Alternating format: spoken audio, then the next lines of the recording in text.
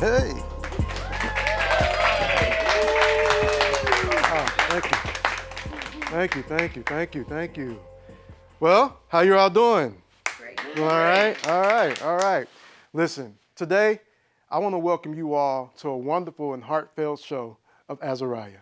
Of course, I'm your host, Azariah Terrell, and we're going to be talking about something very interesting today that really affects us all. We're talking about navigating grief and loss. Now, in this journey, we'll explore the universal experiences many of us have faced, whether it's the loss of a loved one, the end of a relationship, or the challenges of a job.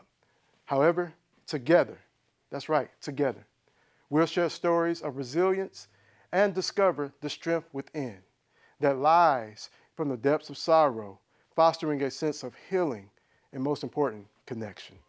I invite you to stay with us on this heartfelt journey of navigating grief and loss. Welcome to the show. Yeah.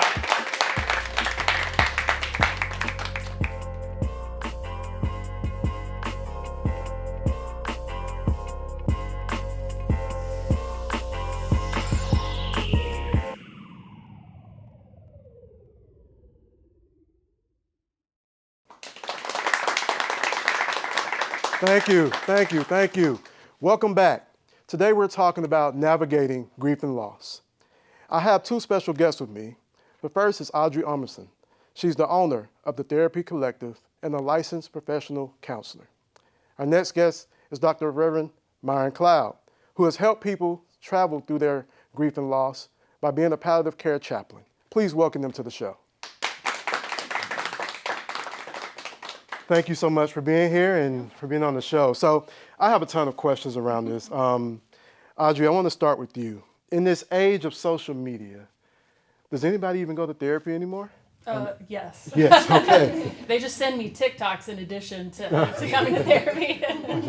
So how have you been able to, in this new century, the age of technology, help people navigate through this grief and loss without going to social media first? Or maybe they do go first, but I never found that to be the most healthy way. Mm-hmm.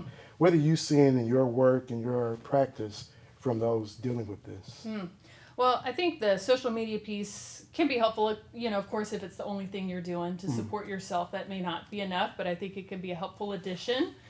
Sometimes, especially if you're really dealing with a lot of heavy things or you're really overwhelmed, a lot of grief, that sort of thing. Sometimes reading a book or doing a whole intense thing might feel like too much, but maybe finding some resources that's a 10-second social media clip could actually be helpful. And I've had some clients even send them to me and say, hey, this really captures this thing that I was having a hard time finding some words for. So of course it's no substitute for therapy and support in real life, but it can be a big addition for sure. And then with that grief and loss piece, I think it shows up in so many ways. I think every client at some point we're talking about grief, about something. It could be my relationship with my parents isn't what I wish it was. It could be an actual death or loss of some form. It could be grieving that their life currently isn't what they thought it was going to look like, or one of their kids is getting older and moving out of the house. Sometimes there's things that we really want to have happen,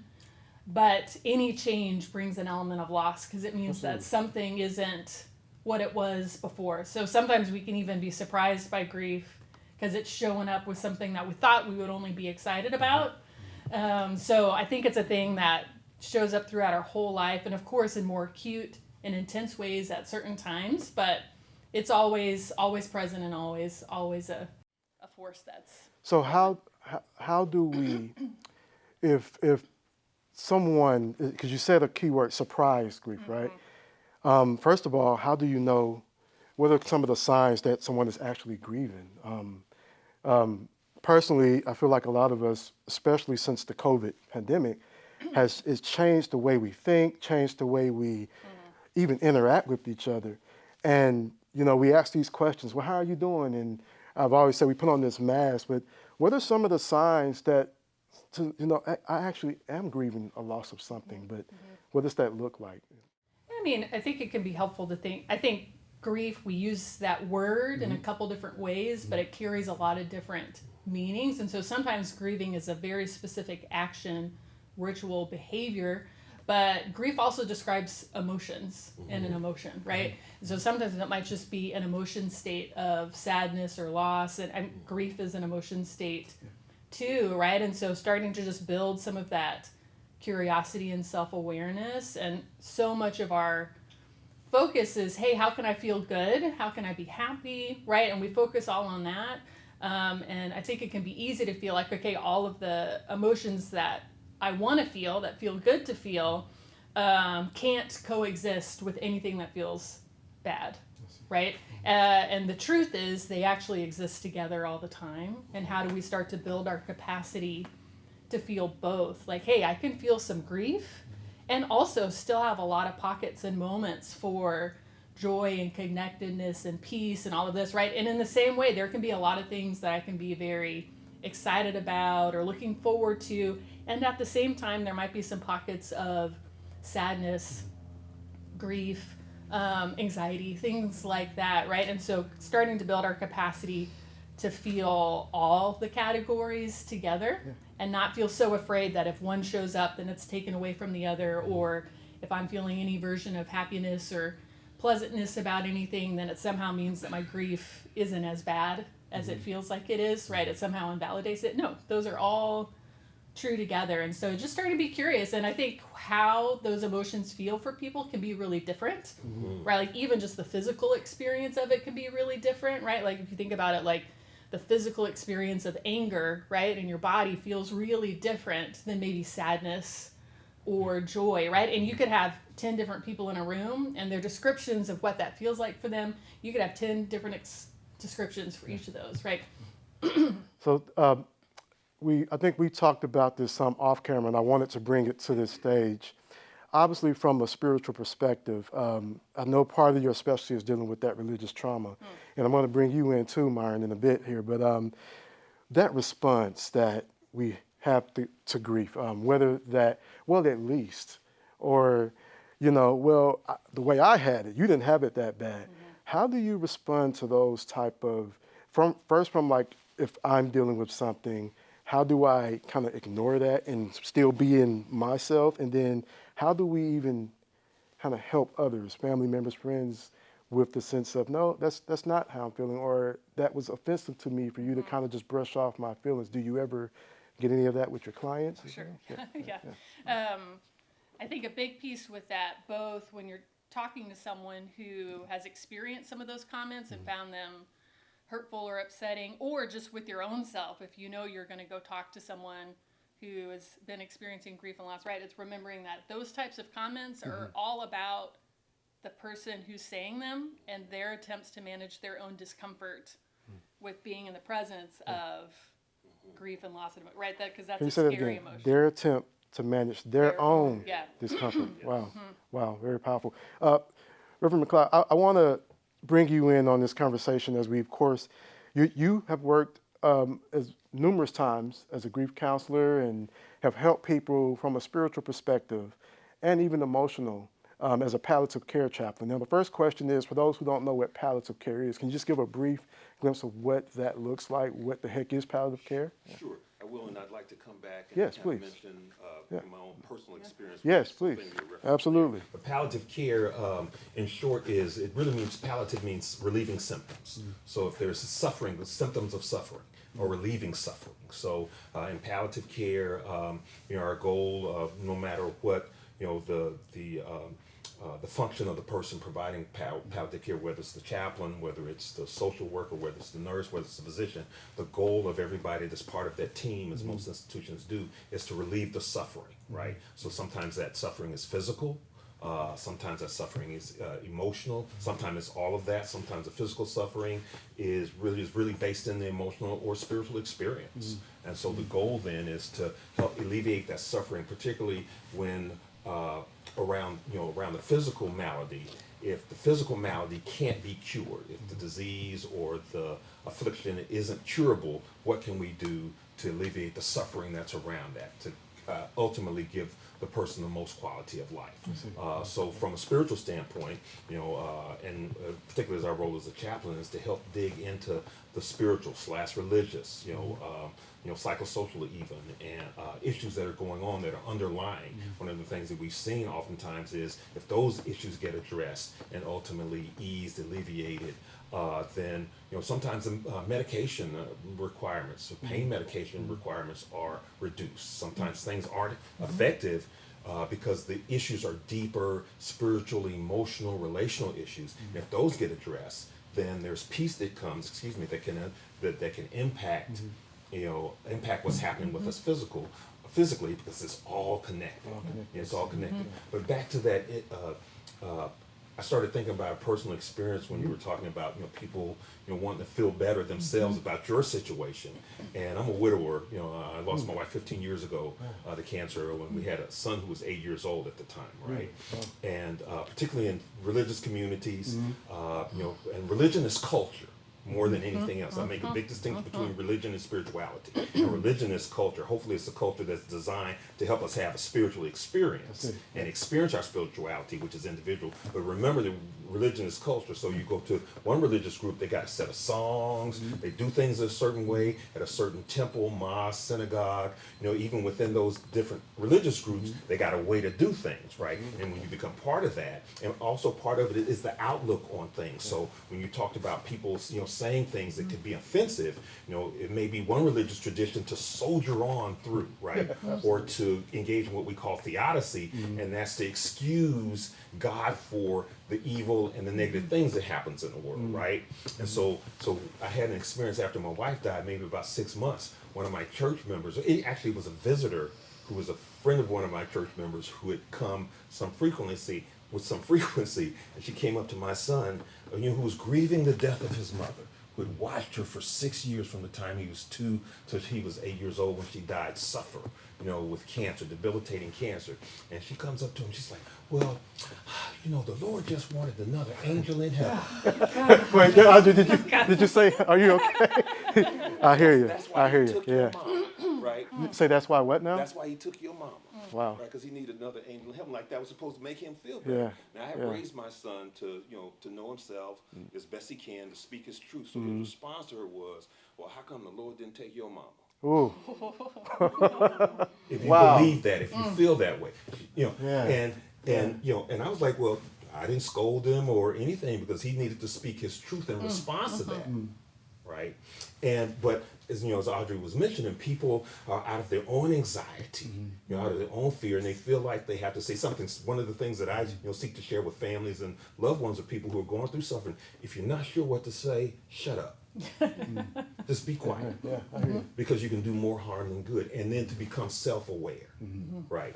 And so I just kind of share that vignette, out of my own journey, because I think people mean well, but in their own anxiety. So I always encourage people, when you're feeling anxious, take a couple of deep breaths and be quiet and listen to yourself. Listen for a minute, because you might not need to speak or might need to act in the midst of that anxiety. You're saying something. We're going to take a quick break, but when we come back, I want to talk about more of the self in this, because I think that's a part that we kind of skip over a lot, but we'll be right back.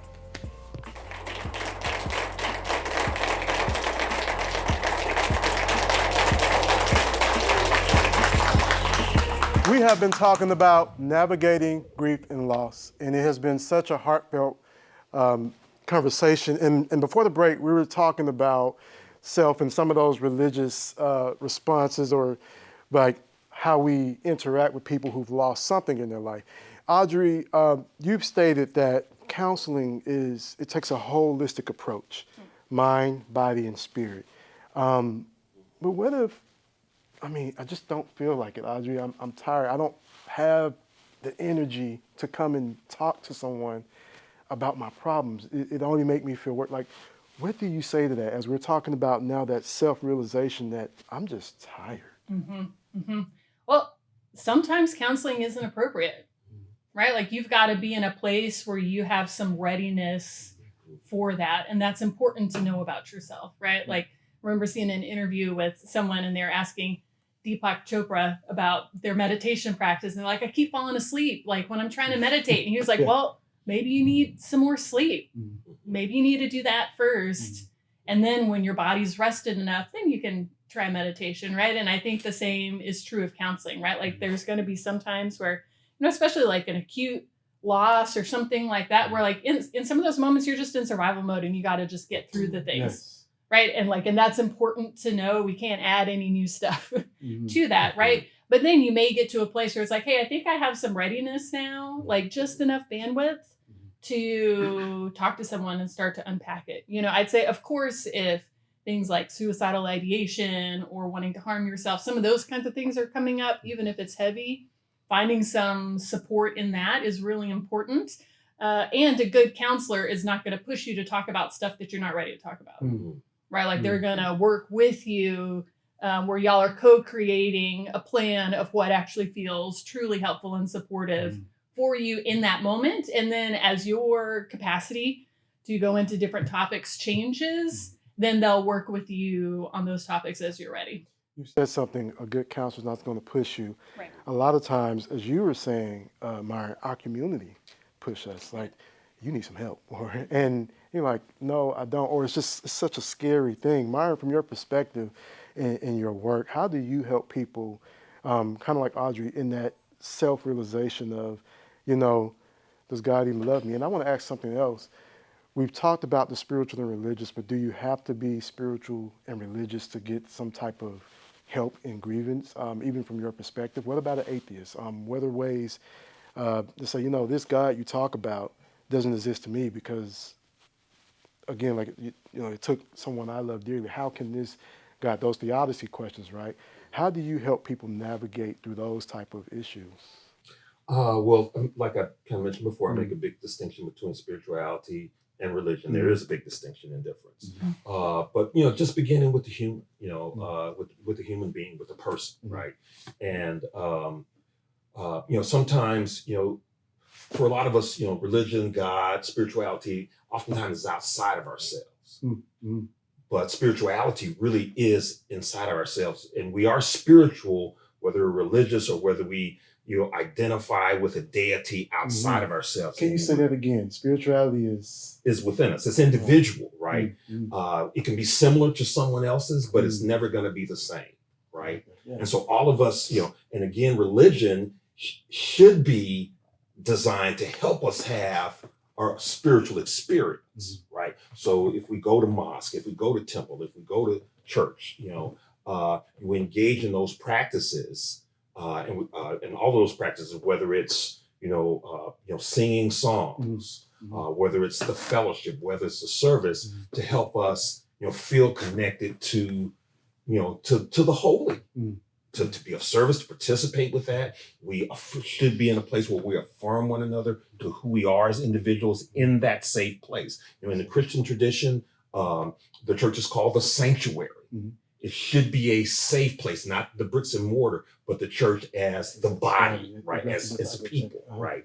But oftentimes it doesn't become that because of all of these expectations, and then we have to fit into a particular culture. So if you don't, I remember like when I was a kid going to church and you would visit another church, if you're gonna, they would have a visitor's time, right? And where the visitor would be acknowledged, and you would get affirmed if you got up during the visitor's time and you said the right speech. Well, I'm visiting from such and such church, and my pastor's name is, A, B, and C, and such and such and such. And you get affirmed for that. Or during the testimony time, if you had this climactic story of how you had been saved and snatched out of the jaws of death, you got affirmed for that. But if you didn't, if you said, okay, my life has been okay, I haven't had any of those, near-death experience, am I affirmed, right?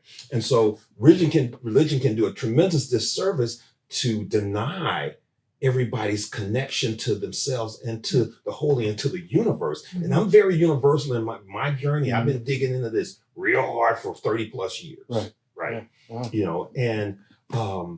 And for me, spirituality says, you're okay, you're good, even if you struggle, right? So it's taking away that negative, and I want to be clear, we're not saying religion is bad or But I think it's something to be said about it's taking away this notion of you're born this horrible person, and if you make this mistake, there is no redemption like that. I think it sounds like that's what you're saying. Yeah. Certainly in part, because if you look at, and when I use the word creation here, I don't mean it in the traditional Christian biblical sense. Mm-hmm. But when you look at, humanity, when you look at bodies, there's a lot that goes wrong in the natural, Mm-hmm. right? We look at a lot of people's behaviors, and it's organic in nature, right? And so you have to understand the whole human. When Audrey talks about therapy, about being the whole person, mind, body, and spirit, right? And so on the spiritual side, we have to acknowledge that much of what we perceive is based on the organics of our, our neurological perception. So Audrey, bringing you, when we're talking about, again, the self, what are some techniques, if you will, that you kind of help people go through from, because you study also the religious spectrum, but just even beyond that, what are some techniques that you do to help others in their journey? With, you mean related to connecting with self? Connecting with self, Yeah. or better yet, even redefining myself. I've lost a job. I've lost something. I've transitioned out of this relationship. I thought this person was the one. Now, who am I? Yeah. How do you help people kind of navigate that journey? Yeah, absolutely. Yeah, those pieces, right? Grief, tragedy, suffering, those are the things that kind of, it's like we have our box or our scaffolding of like, okay, this is who I am. This is how I find meaning in my life. This is my purpose and what my values and priorities are, right? And that grief and suffering and tragedy is like a little sledgehammer that comes and shatters that, right? And depending on the size of the sledgehammer, right? Like the amount of shattering and dismantling that happens in some of those moments can be minimal. Sometimes it can be dramatic and that whole structure is gone, right? And so that piece of like, who am I? How do I find a sense of meaning? That's a big part of how I really view spirituality too, of like, how do I find a sense of meaning? How do I find a sense of purpose and connectedness with the universe and how it exists outside of me? And there's a lot of paths for what that looks like of starting to build that up. But a starting point that I will always You will. tune into. I'm sorry. Hold that break. Yeah. We got to take a quick break. Okay. Right quick. Hold that thought. We're going to take a break. All right. Okay. We'll pick up.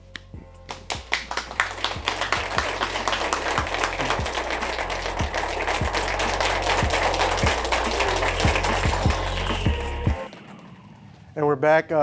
We've been having such a great conversation. And before we get to the audience questions, the audience is dying to ask you questions. But I wanted to let you both finish your thoughts about, and you starting with you, Audrey, then we'll go to you. Like, how do you help others redefine themselves when they feel like they've lost something in their life?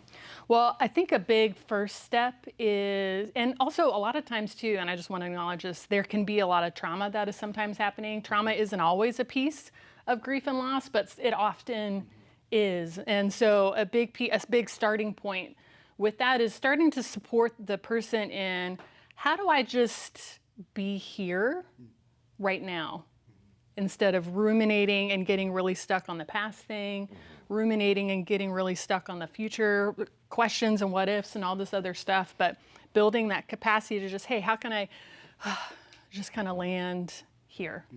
And one thing too that I think a lot of us don't ever really think about, but emotions, they're not just random blobs that float around inside of us. They're an actual function of our nervous system. Right? It's part of how our nervous system lets it, just like we flinch if we hear a sound. Emotions are part of how our nervous system responds and takes in information around us, internally decides how we want to react to things. And that's why we feel different bodily sensations and all this other stuff, even what he was mentioning earlier, right? Like sometimes the emotional, spiritual shifts, some reprieve, some peace in those categories can really shift the physical pain experience, right? Because all of that is all connected together. And ways that we help our nervous system, which includes our emotions, find a place of presence. That is when our nervous system is the most regulated and we're the most here. And so that's always a big starting point for me, is what are some of those grounding tools, right? Like, hey, I'm noticing just a simple body sensation, or I'm just like noticing something in the room. that my eyes really want to look at. Or I'm maybe doing a little bit of gentle movement, right? Like sometimes going for a walk or doing some breathing, right? Like those things, the mindfulness stuff isn't just random, yeah, you should do it, that's really nice. It's actually things that really help your physical body state, which is connected to your emotion, and your spiritual and mental states shift and come back to a present moment.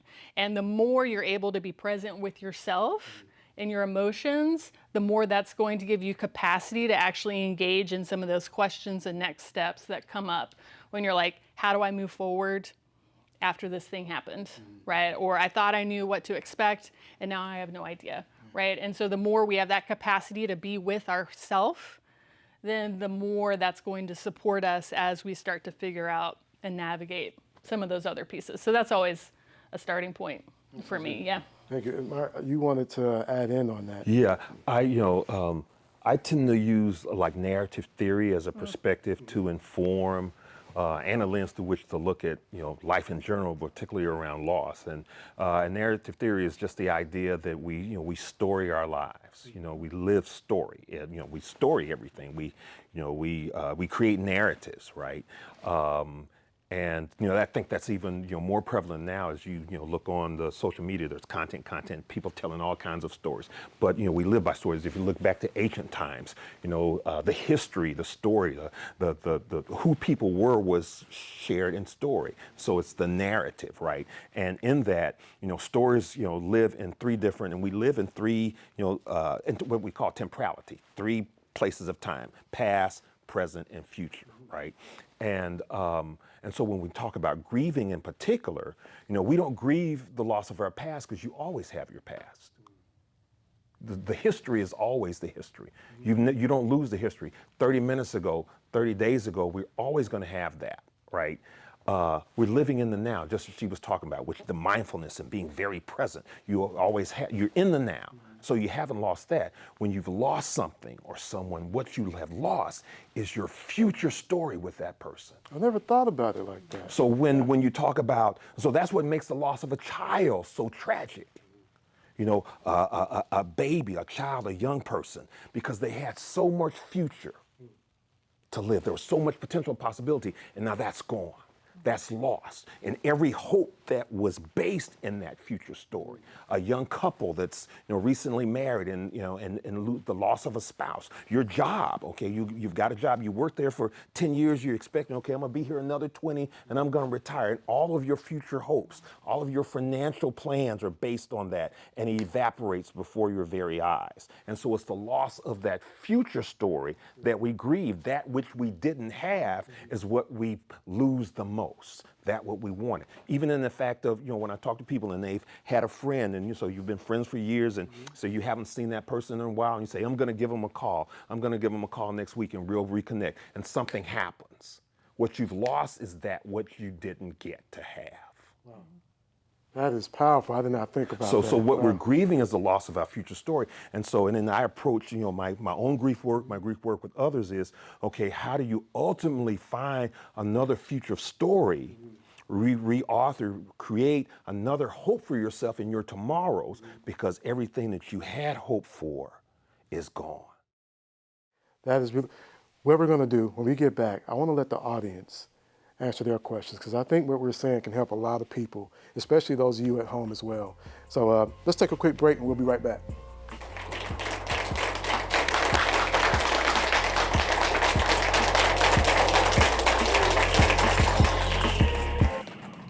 Thank you for joining us. We're back. We've been talking about navigating grief and loss, and we're going to take a question. What's your name and what's your question? So my name is Taylor. I had a quick question in regards to when you have a loved one or someone you care about and they're experiencing grief or a loss, what are ways that you can show up for them? Because I always find it a little hard for me. Taking that one, I'm always cautious. I sometimes can, if someone around me is experiencing grief, I kind of experience it too in a way. And then I don't know how to show up for them. So I'm kind of stuck. If someone says, I lost a loved one, I'm I don't know if I should say it's going to be okay. I don't know how I can support them or show up for them. So what are some ways that I can show up for someone without taking it on myself as well? I'll take a shot at that. First on first blush, I always encourage you to be aware of where you are, and like you say, you feel like you're going to take that on, you're going to experience their grief vicariously, and so being self-aware, of what your triggers are, what's going to happen for you, and then I always find that the best rule is to ask people what they may need.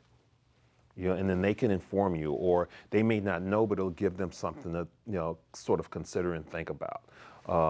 Sometimes people may need like some normalization. An illustration of, from my own experience, I had a friend who would come by and, he was probably uncomfortable in engaging me about, what pain or what I was going through that way, but, he would take me to the gym. He's like, hey, I'm gonna come by and pick you up and we're gonna hit the gym. Right, and so that provided a lot of support for me, and it was very helpful in a lot of ways. But he was like the strong guy type, and just having a conversation about that would have been difficult for him. But he did what he could do that was also helpful for me, right? Mm-hmm. And so he knew me well enough to know that, fitness and that kind of thing would be helpful. So knowing the person, asking what they may need, and then that experience of going to the gym and doing other things like that also sort of normalized, my day and my life. So I wasn't just dwelling on it all the time, right? Mm-hmm. Not necessarily pretending that it didn't happen, but hey, let's go to the gym, let's go here, let's go do whatever, mm-hmm. or come by and hey, we're going to watch a game, or we're going to, whatever, to provide some normalization. So those are some of the things that can help. But the biggest thing, I think, is to ask folks, well, what do you need, or what do you think you need at this moment? And then also being okay for you with not having an answer, or not having a response, or not being able to fix anything. Because at the end of the day, you're not going to be able to fix it anyway. Mm-hmm. Yeah, I don't know, you may have something. Yeah, that last piece was what I was thinking was there's nothing you can do that's gonna fix or make their grief go away, and giving yourself permission to just be with them and be a friend is going to be huge. I mean, even as a therapist, that's one thing I talk to new therapists that I'm training. It's like, even as a therapist, it's not our role. We don't have the power, thank goodness, right, to fix, or take away any of the painful emotions the people with us are feeling. The biggest thing that we can do is be a comfortable, safe presence where they don't have to be alone in it, right? So even if it's just, hey, let's come over and let's like watch some shows or movie, or we could have dinner. We could talk about things related to this or not, but just working with yourself of like, how can I help myself be grounded and present, interrupt my own impulses to try to, hey, it's okay, you're fine, like it'll get better, right? Interrupt that for myself and just practice just being here with them without needing them to be anything, without needing them to put on a brave face or say it's fine. It's just they can just kind of be how they are, and you're there with them, and that's it. And so that's a huge thing that can go a real long way. And one other thing I thought about, sometimes people, depending on where they're in their journey with their grief, they just don't have the capacity to talk to people, right? And so they may not answer the phone, okay? They may not respond to a text, but just periodically, just, hey, I was thinking about you. You don't have to respond. Send them a text. I was thinking about you. You're on my mind, because on one hand, they don't want to be a burden. Sometimes the emotion feels like if I start, it's just going to cascade. It's going to be like a dam breaks open. It's going to be overwhelming. They may not want to necessarily be with someone, but also not wanting to be forgotten or feeling like they still matter. And just a little message, a little note card here or there, and the longer the distance between when whatever the grief evoking experience happened, particularly if it's a loss of a loved one, that becomes actually more important over time, because people tend to be very present early on. So everybody's bringing, casseroles and chicken dinner, like, before in the first week or two, and then that starts to trail off. Well, what about, week 8, week 10? Right. And so just having some consistency in, just presence and saying, hey, I know you. And again, even if they don't respond, don't personalize that. Because I've heard people say, well, they didn't respond to me. Well, we'll take the me out of it, right? Mm-hmm. And just, because where they are is where they are. But those kind of things I think can be helpful. Thank you so much. I appreciate it. Mm-hmm.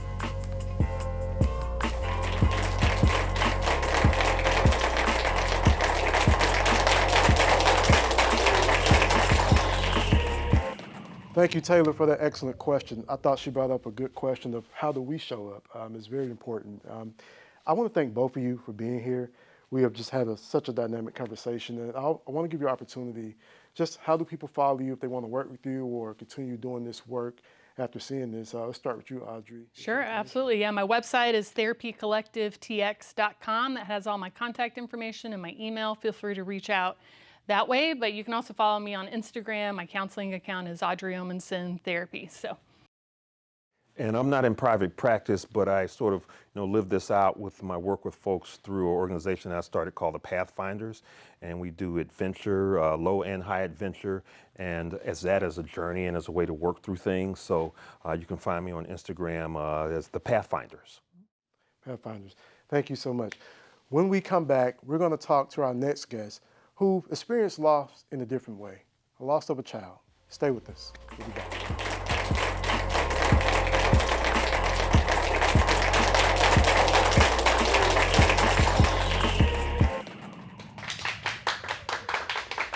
Thank you, and welcome back to Azariah.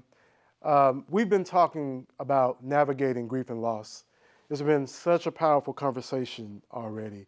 My next guest, Lana Sophia, is here and has willingly decided to share with us her experience of loss of a child.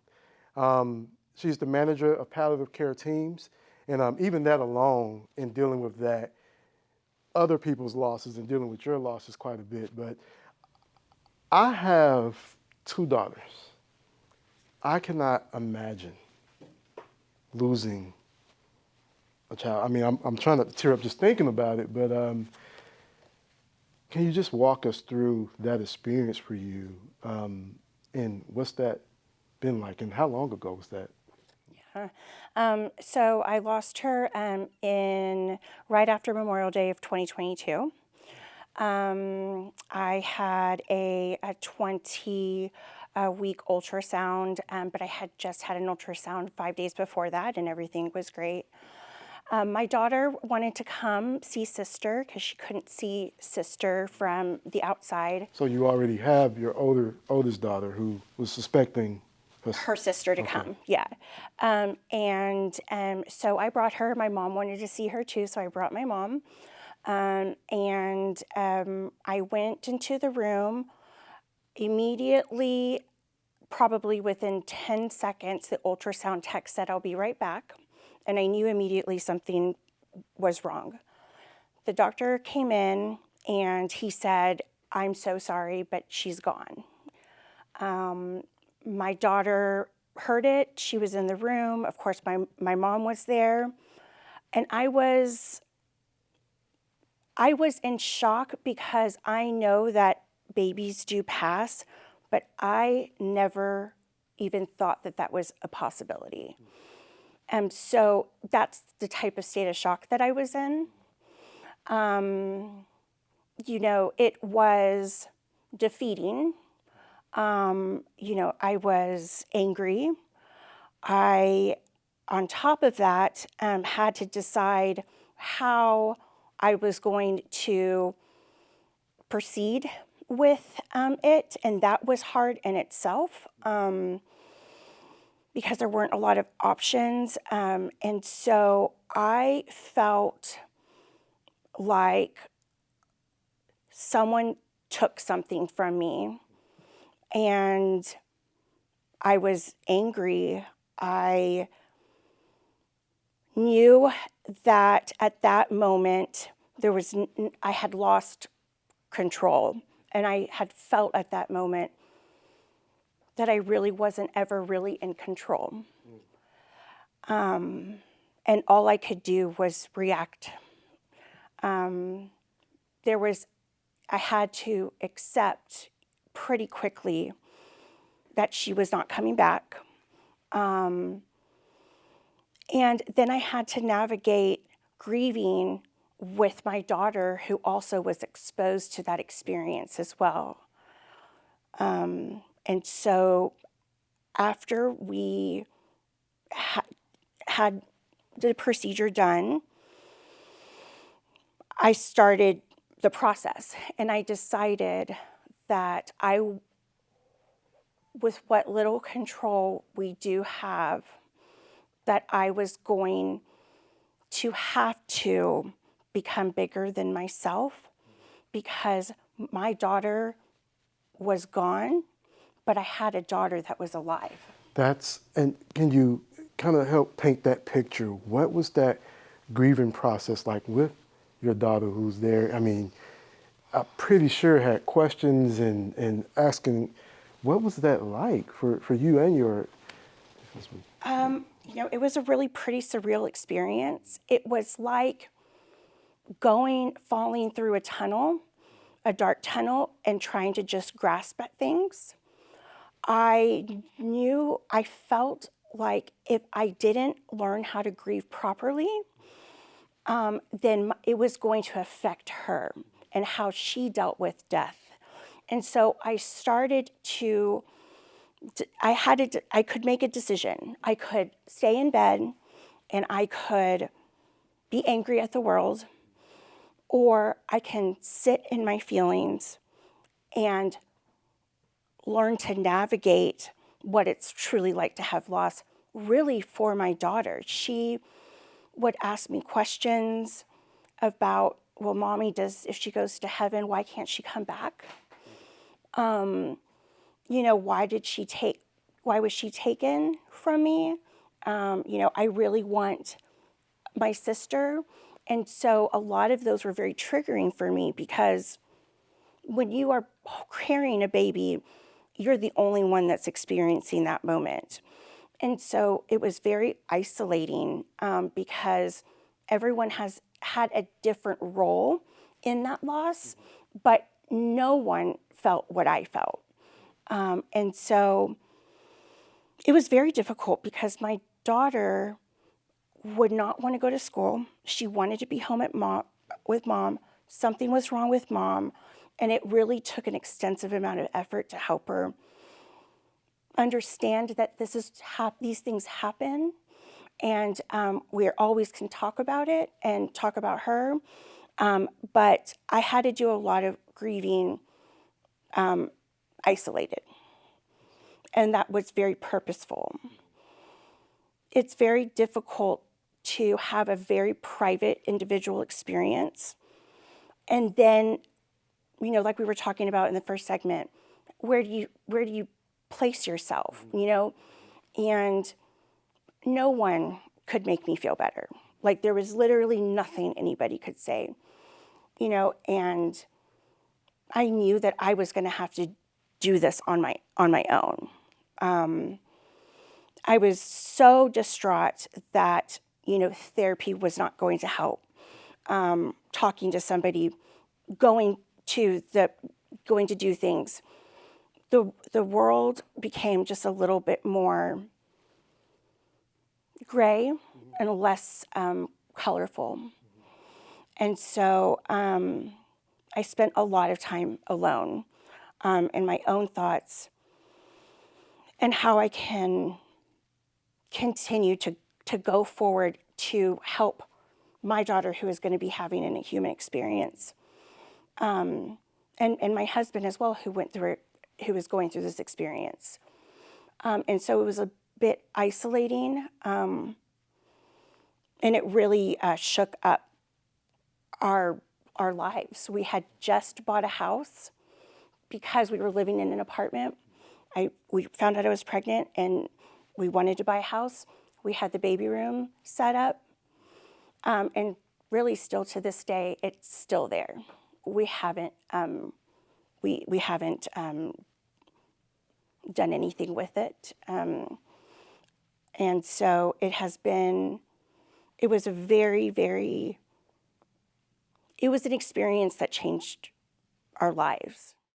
I'm going to be honest. I'm going to try to get through this without being emotional because we're being very vulnerable on this show. This is actually hitting home for me. So my wife and I experienced this as well, and it's just that anger.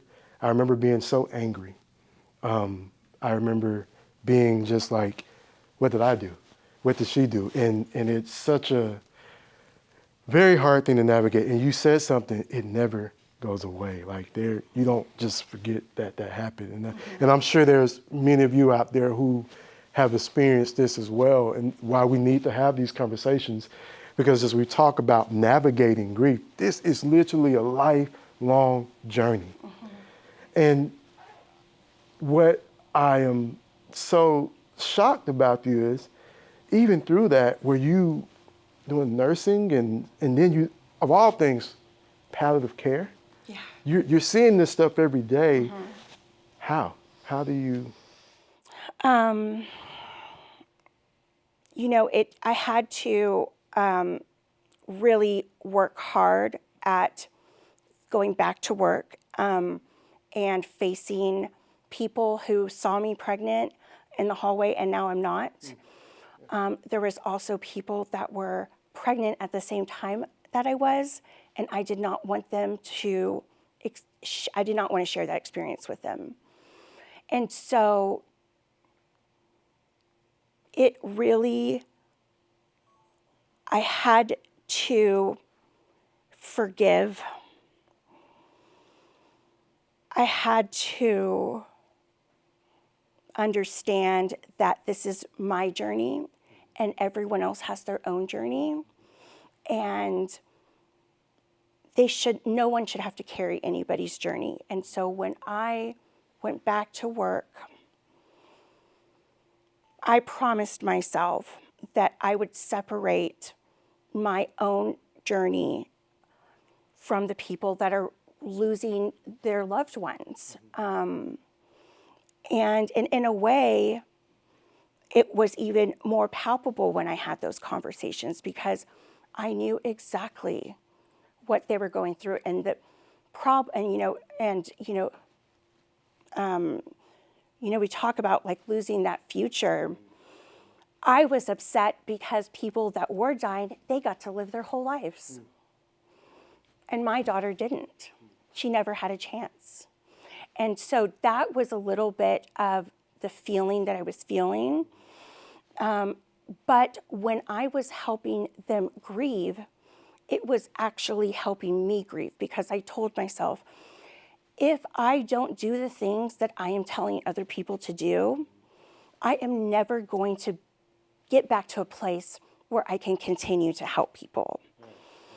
And so that is really, I found little motivators that were external to help me find a reason to continue to live. Because it was in such a state of shock, we had prepped, we had prepared, we had done everything right, and it was all taken away in a second. Let's take a break. I don't know if I'm gonna be able to get through this. We'll be right back.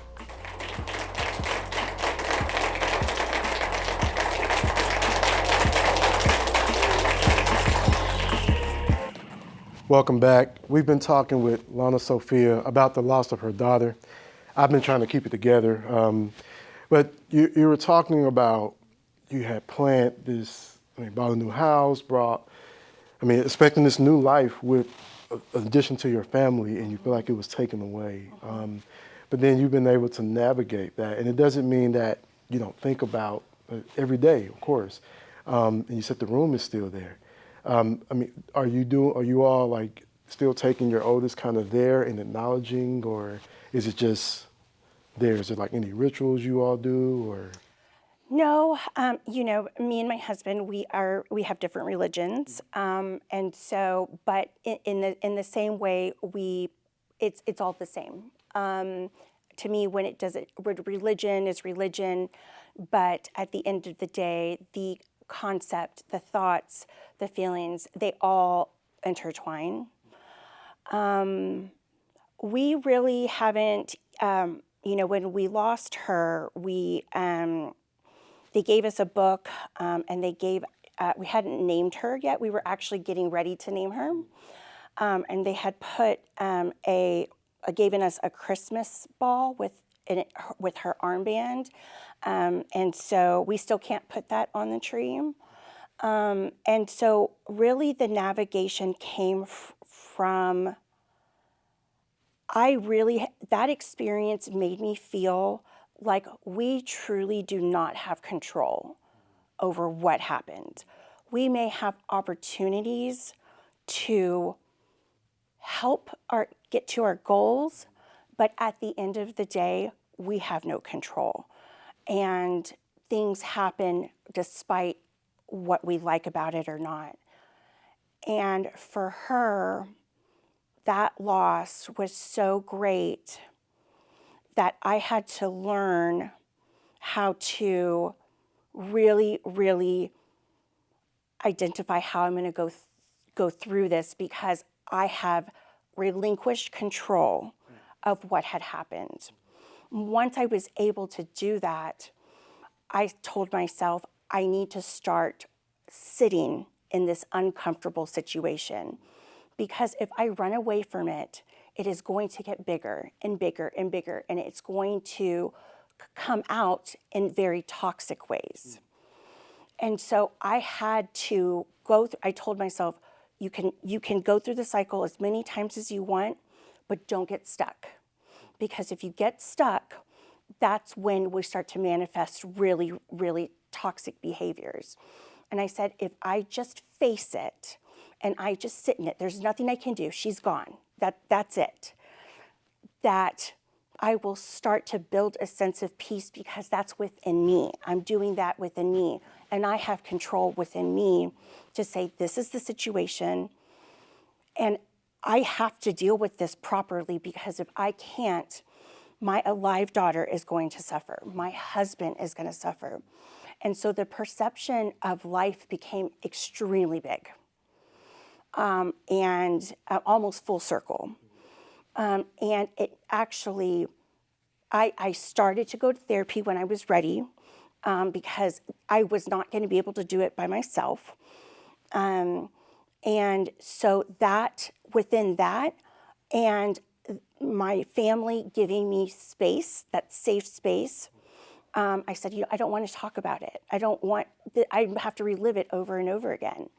And so within our family, my daughter and my husband, we save space for each other to just feel, and that it's okay to feel sad and angry and mad that things that you were trying to do for yourself got taken away. That is not in our control. We planned everything, and it didn't happen. And so accepting, letting go, and allowing yourself to say, it is what it is, but I have to move forward. I have to go through this. I have to sit in these really, really ugly feelings. Because if I don't, I'm afraid something even more terrible is going to happen. So it's outside of us. We don't control what happens, but I hear you saying, but I can control this, what's happening here, because if I don't, it gets very toxic. Now, how, from that time of when this happened, and how have you helped others navigate through, from what you do, you manage, or the different people you talk who you see yourself in them? Right. How do you, and then keep it together while you're doing it? Right, yeah. A lot of what I do, even despite the loss of my baby, is that the way that I view our world is that we're all here and we have a human experience. We have an array of emotions that I call like our art palette that we can pick and choose from. We can choose or not choose whether it's in our control or not. And when we are navigating those things,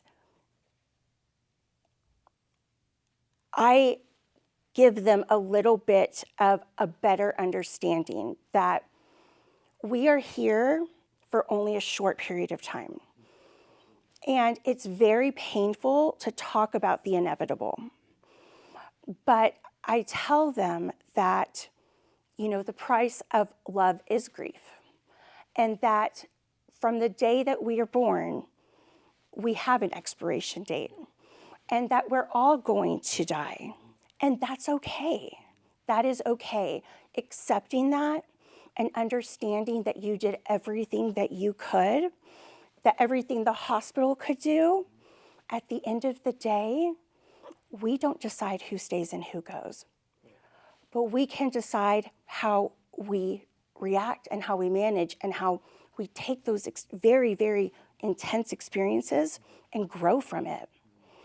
Everybody has their own journey, and life is not without suffering. And so I just tell them, enjoy those moments and reflect, and let you know that she or he, you have to just experience them a bit differently. We're all energy, right? We even have electrical pulse in our heart, electricity in our heart. Just because we leave our body does not mean that our energy goes away. And you just have to use additional senses to keep those people close to you. Don't look at that picture. They don't exist anymore, but they exist here. They exist here. You could feel them. You can smell them. You see them in your dreams. It's just a different type of interaction. And so what I tell them is that you're losing them in the physical, but they're still with you. You just have to open up a little bit more. You have to broaden your perspective and horizon and be able to feel things and see things that you're not normally trained to do in society. When we come back, I want to talk more about that, and we're going to even talk more about those gifts that you have. You don't want to miss it. We'll be right back.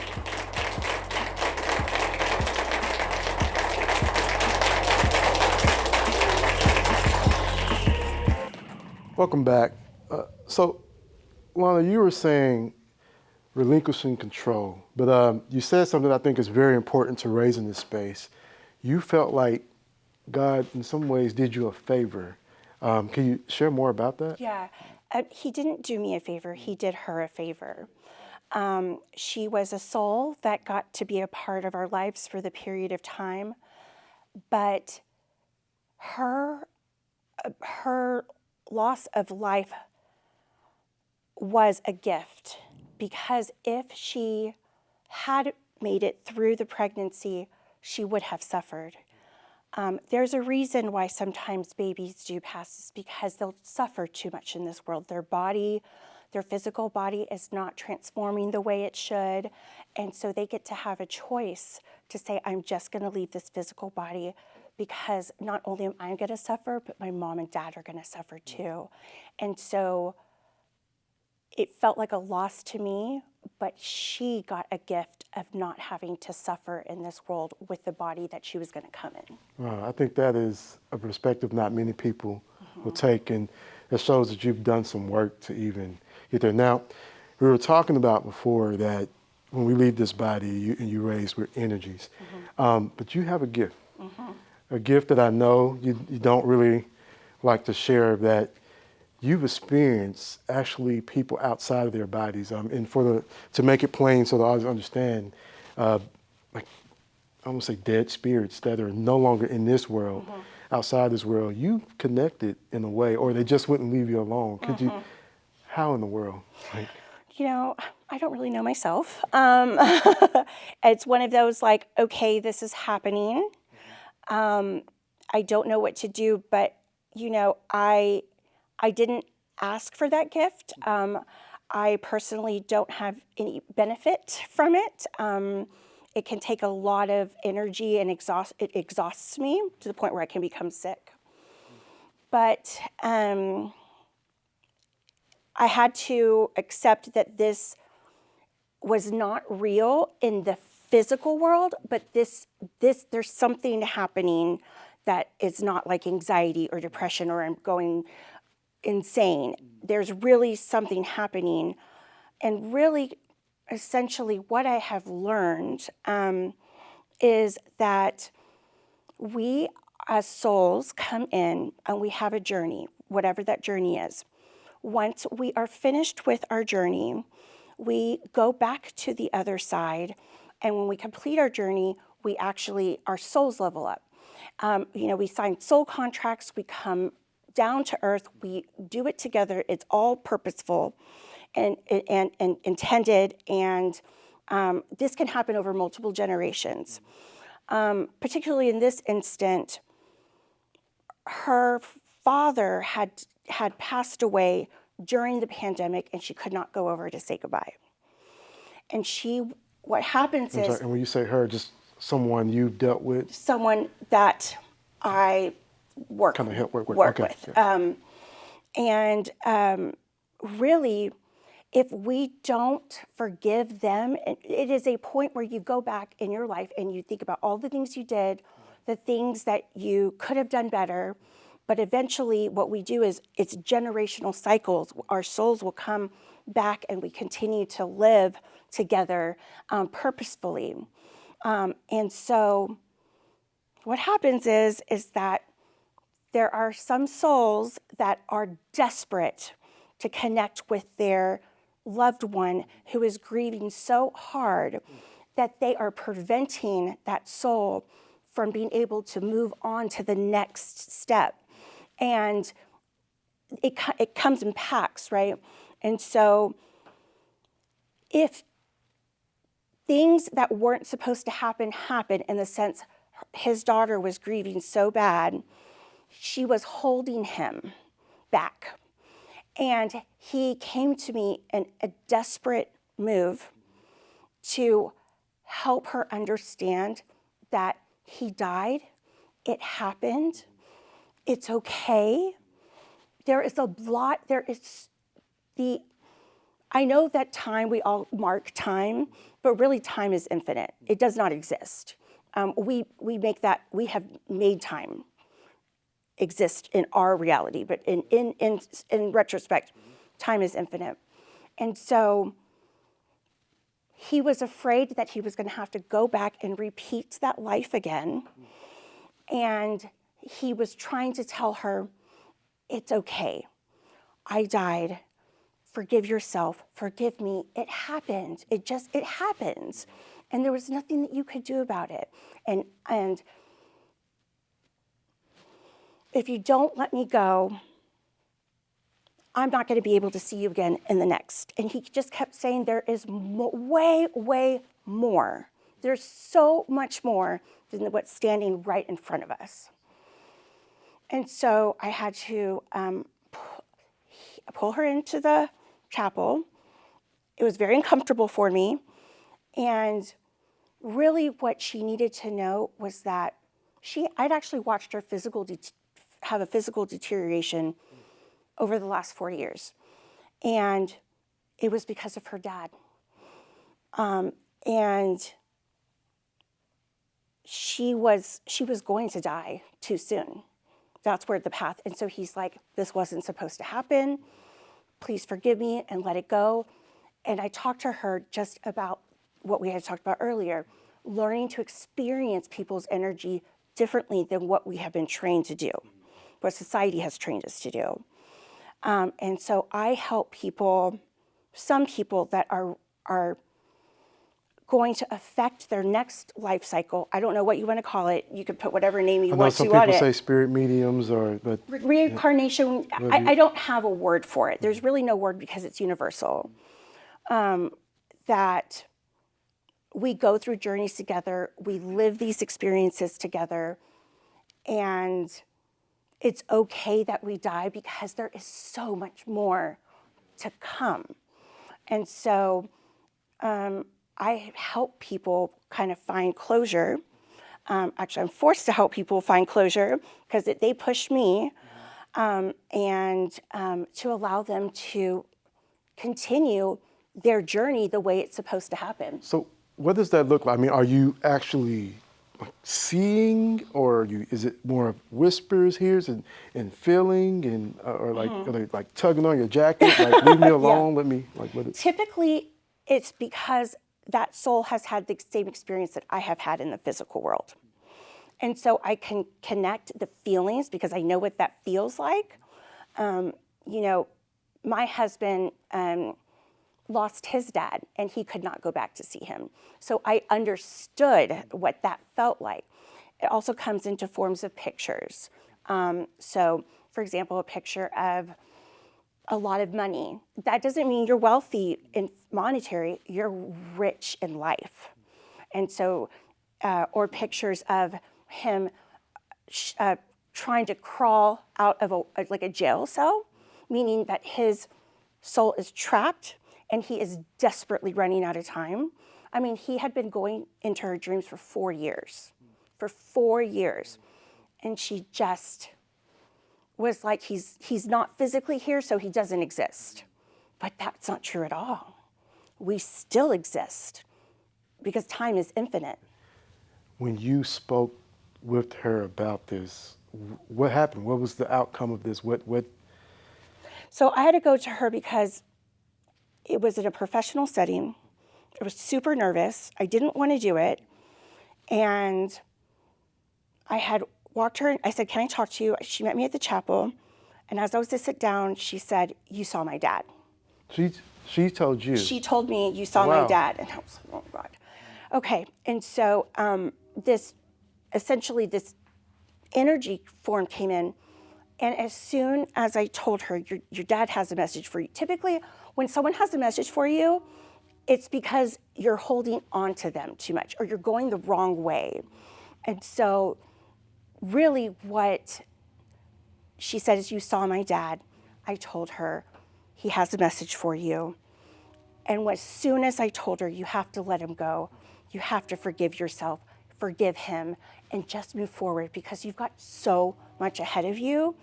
And as soon as she did that, she immediately relaxed. The energy left, and she said she let him go in that instant. And she said, thank you so much. That's exactly what I needed. That's exactly what I was looking for. And I was like, it's been there the whole time. You just have to look. You just have to feel. It's just different. And that's okay. We're all trained to live in the present and, hope for the future and look at our past. But really, it's just about living and experiencing life and allowing to just go things, because if you don't, it can really create a chain reaction. So grieving and moving forward and doing those things are super beneficial, and it is an important life lesson. And it's a lesson of your soul, and it is a lesson about what really life is really about. And that it's okay to talk about those things, but it's also okay to accept and relinquish control and allow the universe to do what it's going to do. I think what you have said is so powerful, and I hope for you watching that you're okay doing it. I know it takes work to do it, and you've raised some very high points. I want to thank you for being brave enough to come up here and do this. And what last words of advice? I mean, you've said a lot, but if you can, just in a one sentence thing, or maybe 1 or 2 sentences, would you give to mom's parents and just people in general who have navigated or still navigating this loss? That it's a part of life, and that allowing yourself to feel those negative feelings and experience life differently. This world is our oyster. It is a blessing to be alive and to have human experiences, and being a human is not without suffering. And just allow yourself to feel it and to go through it, because a lot of the things that happen in our lives are completely out of our control. But what we have control over is within us. And so that's where when things start to happen that are negative, you have to look inside yourself, because you are your best support system. And so it is okay to feel, sit in it, and allow it to go, and to enjoy everything that is put in front of you. Well, thank you so much for being on the show. We'll be right back.